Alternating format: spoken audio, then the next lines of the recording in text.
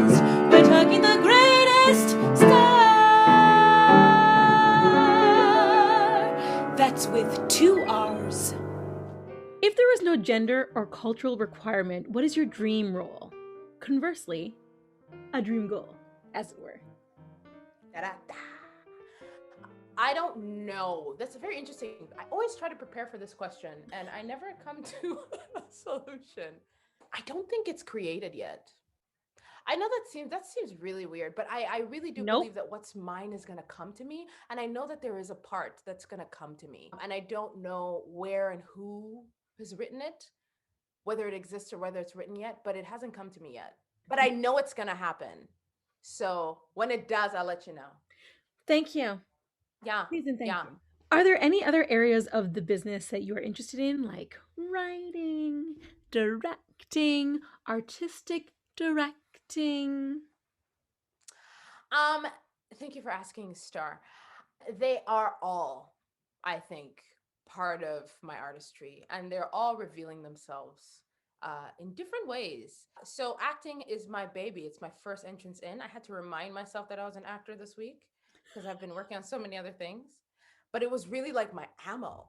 I remember when I graduated from theater school, I was like, this is what I'm doing. This is who I am. I have something to offer. I was ready. I was ready. Every audition, I was like, here I am. Here I am. I got something to give everybody.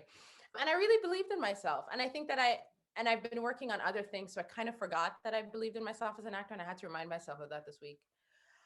Anyway, long story. I mean, long way to get to where I need to go. Creative writing. Yes, it's new. Writing is new. Speaking of when the spirit moves, the spirit just gave me dropped into my subconscious a play.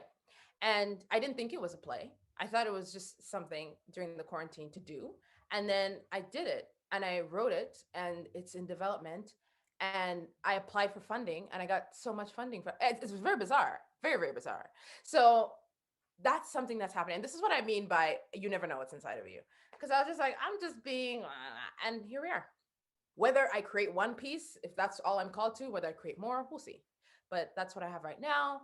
I've really been enjoying dramaturgy. I got asked by B Current to dramaturge, and it is fostering new Black stories.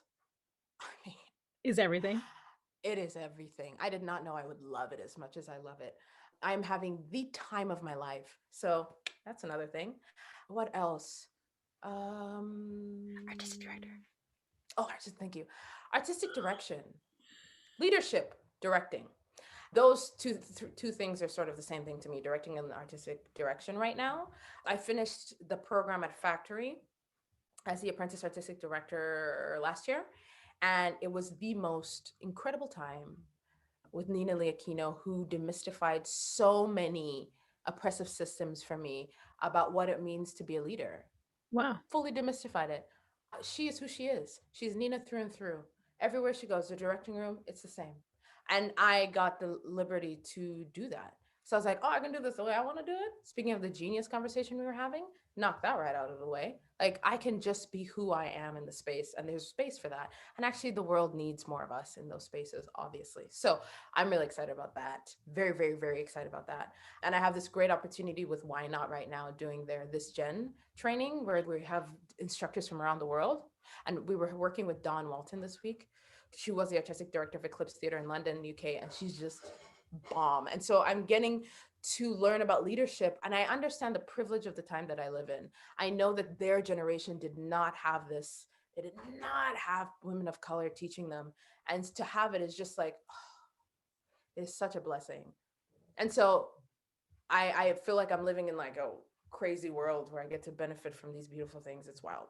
Artistic direction has been insightful. It has awakened the mentor in me, um, and really that it is a role of service. So if you're gonna do it, you got to be ready for service and fights and lots of fights with a lot of white institutions and white people and white boards and you know all that good stuff. And also peers, and like a lot of BIPOC peers as well. So it's just figuring out when those things are happening. Sometimes they shift and move, and I'm just trying to pay attention and be diligent. I can't do them all at the same time. I've learned that the hard way. So I'm trying to be agile about when I need to focus in on each one of them. What's the most embarrassing or funniest thing that's ever happened to you on stage? No, you have to say it Oh, now. I saw it on your face. You got to just say it. oh, what? So we were doing Hounds of the Baskerville at the Shaw Festival, and I played the villain in that. And spoiler alert.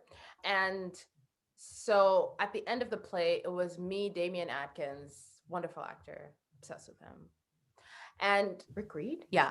So I was really tired. The festival teaches a lot of things. Repetition is one of them. And when you're tired, how do you keep going? You don't have a choice. So I remember I was dead tired. It was the end of the week, and I was like, I don't think I got this. Remember when you could go into work a little bit sick? It was like that. Like I felt a little bit sick, and I was a little bit tired, and it was the final scene of the play. And I come out and I reveal and I have the gun and I'm like, haha, it's me, Shakespeare. Shakespeare? Wow. It's me, Sherlock. Same guy, let's be honest. It's the same. Same dude. It's the same. Shakespeare, Sherlock. I was like, it's me. I pull out the gun and I knew my hand was tired. So I pull out the gun and I point it at him and the gun drops out of my hands, like fully to the floor. And the stage is covered in fog. We're like in That's the right. moor. Yes, we're in the moor. And it's supposed to be like the power moment. I twist him, I push him to the side, and I get the gun and I point it to his back. So then I pull the gun, I twist him, and the gun falls. And I was like, so I go on the ground and I'm scrambling and I can't find it. And everyone is like moving in slow motion because they're like, I guess she's the villain. I guess that was the gun that fell to the ground. I guess we should attack her. Like, so they were, but they didn't. So they were just slow motion moving towards me, and they're like, get her. And like started moving towards me in slow motion as I'm like, oh God, where's the gun? Oh God, my career is over. They're gonna fire me. And I grabbed the gun finally. And I didn't even try to like do anything interesting. I like just grabbed Rick's shoulder. I said, come here. And I put the gun on his back. I was just like, I'm done, y'all. Like, I don't have it. And then one of a company member afterwards was like, that was such a great show. And I was like, you saw the gun fall to the ground. I was like, I thought it was a part of the show. I was like, yeah, you just told me you thought. So it's not. They're like, no, God, I couldn't even tell. Is that what happened? I was like, get out of here. Literally get out of here. Don't come back to the theater. Don't do it. Don't do it. That was rough for me. That was hard to come back from. Yeah. Because every time you went to reach for the gun, you were like, hold on, do it really good. Did I drop that gun again? No, I did not. I double, triple checked every time I grabbed that gun. I was like, yes. White knuckling. Yeah, I was good. We were good after that. For me, it's giggles. Like once I start giggling, it's over. Almost as awful as like forgetting a line. It's the worst to me. Feeling like you have to laugh in a serious moment that is the turn of the play. I was like, cool. Yeah. I was doing a show way back in the day. Way back in the day? Way back in the day. Wow, how old are you? I know. I was doing a show. From your taut skin. Your skin's like, can you not? We're already taut. Please, don't touch us. Thank you. Sorry, I'm so sorry. Please, I'm sorry. I was doing a show with the amazing Vivian Reed, Tony Award nominated actress Vivian Reed. It was a two-hander, and I played 13 characters, and she played one character. Not that that's a like judgment. Well, she played. No, she played one. She played one. Classic Vivian. I couldn't even do a black spec for you. She played one, and I played 13 characters.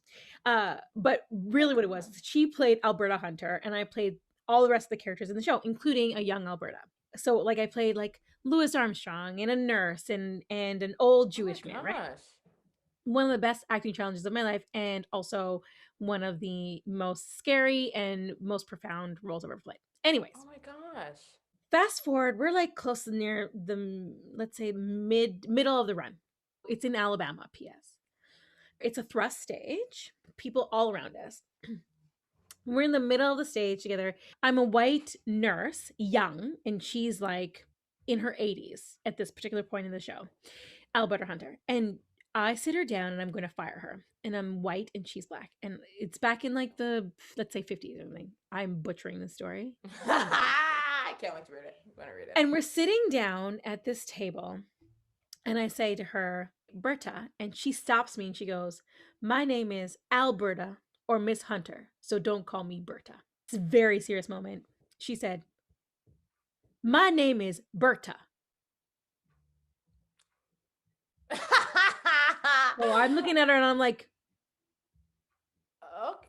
That's what I said, right? ain't it? She goes, my name is Berta. She goes, I'm so sorry. I'm so sorry. My name is Alberta or Miss Hunter. So don't call me Berta. This time now, I have corrected her with my eyes. Like, It's not it. That's not the right? line.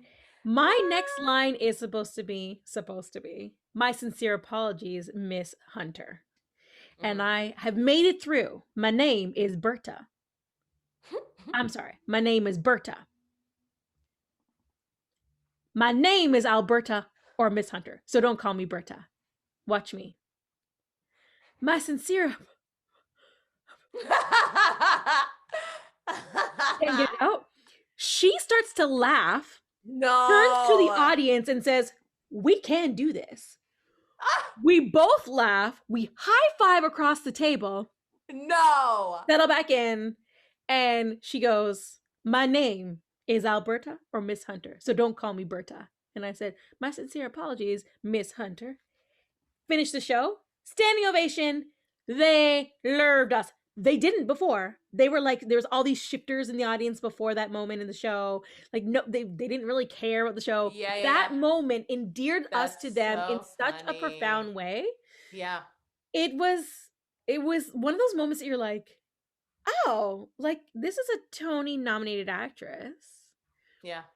She made a mistake. It happens. Live theater. The audience Yeah. loves us even more. The It's audience loves it. it's fine. Yeah. It's us beating our own selves up. That's the problem, It's and not being able true. to get past it. You know what I mean? Yeah. Like Yeah. just like you're like, oh my god, I screwed this up. Or like with any line or anything that happens. What's the best piece of advice you've ever been given, and by whom? And do you have any advice that you'd like to impart on our viewers? I mean, the biggest one right now is the one Nina told me. It's not even advice. It's just be yourself. It's so basic, but you can lead from where you're at. Like you can lead with what you have. You don't have to make up some version of a leader in your mind. That thing that we're talking about, where you see something and you decide that that is the, what am I trying to say? Benchmark. Yeah, that's the benchmark you've created, or society has created an idea in your mind, and that's the benchmark. You don't have to do all that. You don't have to prescribe to any of that. Learn the skills. That's my advice. And that's how I live as an actor. It's like get the tools, make sure you're doing the work all the time. And as Oprah says, when the opportunity comes, it meets your preparation. I'm a very, very big believer in that. So I'm about gathering tools, gather as many tools as possible. And that's why when I was talking about Shakespeare and Chekhov and all those guys, like I'm gonna get the tools for sure. But how they come out of me, that's my choice. Don't forget to subscribe so you never miss another episode of the Blacktor Studio. I want to thank you so much for being my guest today. Thank you, Starr. This has been excellent. I like all your dancing. Thank you. It's all on the shoulders these days. So. Well, because that's all you see. So Yeah, but I mean, and that's where your personality is these days. Also, people upstairs are listening to Prince, and anyway, it's fine. I love Prince, but like some of us are doing work. Anyway, sorry.